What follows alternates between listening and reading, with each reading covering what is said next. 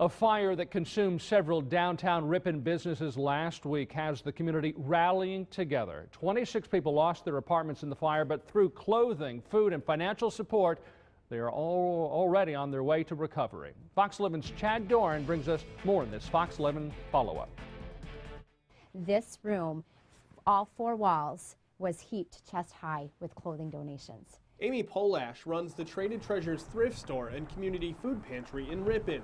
She says this room full of clothes has all been donated since last Wednesday's fire. Ripon is very generous when there's not a crisis, and I knew that when there was a situation like this, that they would be overly generous and very kind, and they did. And one of the beneficiaries is Christopher Louvian. He, along with his wife and 2 children, lost everything in the fire. But thanks to the generosity of community members, Louvian says they're getting back on their feet. This thrift store and the community of Ripon has really been there for us. I mean, hygiene, clothes, anything that we needed. Louvian says with the assistance of the fire department, his family was able to go into what's left of their apartment. He says they were able to salvage some pictures from the fire, but that's all. Meanwhile, investigators have not yet been able to determine a cause for the fire, and this section of Watson Street could remain closed for several more days.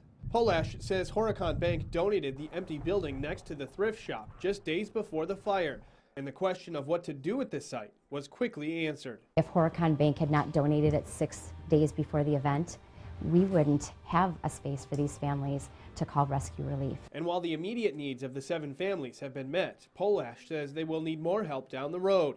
And with Christmas around the corner, Ripon, she says, is showing the true meaning of the season. Truly, absolutely a Christmas miracle in a crisis situation. I can't imagine that it could have worked out more beautifully. In Ripon, Chad Doran, Fox 11 News.